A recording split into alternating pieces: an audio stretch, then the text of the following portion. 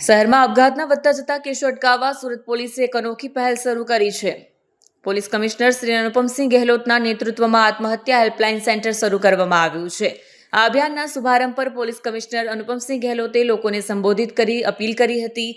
જીવનમાં કોઈ પણ પરિસ્થિતિ હોય, એક તક અમને આપો. સુરત પોલીસ તમારી સાથે છે. આત્મહત્યા કોઈ ઉકેલ નથી. અમે તમારી મદદ માટે સદા તૈયાર છીએ. 24/7 ટોલ ફ્રી નંબર કોઈ પણ સમયે મનોવૈજ્ઞાનિક સલાહ અથવા હસ્તક્ષેપ માટે સંપર્ક કરી શકાશે. માનસિક સ્વાસ્થ્ય નિષ્ણાંતોની ટીમ પીડિત વ્યક્તિને સાંભળવા અને યોગ્ય માર્ગદર્શન આપવા તાલીમ આપવામાં આવશે. સહાય માંગનારની ઓળખ અને સમસ્યા સંપૂર્ણ ગુપ્ત રાખવામાં આવશે. અગાઉના વર્ષોમાં સુરત અને આસપાસના વિસ્તારોમાં આત્મહત્યાના કેસોમાં વધારો થયો છે, જેમાં યુવાનો અને પારિવારિક તણાવના શિકાર થયેલ લોકો મુખ્ય છે.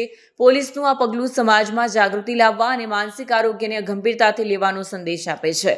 સુરત શહેર પોલીસ દ્વારા આત્મહત્યા નિવારણ હેલ્પલાઇન શરૂ કરવામાં આવી છે. જો સુરત શહેર કંટ્રોલ રૂમમાં ટીમ બેસે છે, જેમાં પોલીસના અધિકારી જવાનોની સાથોસાથ કાઉન્સલર બી સાથે રહે છે.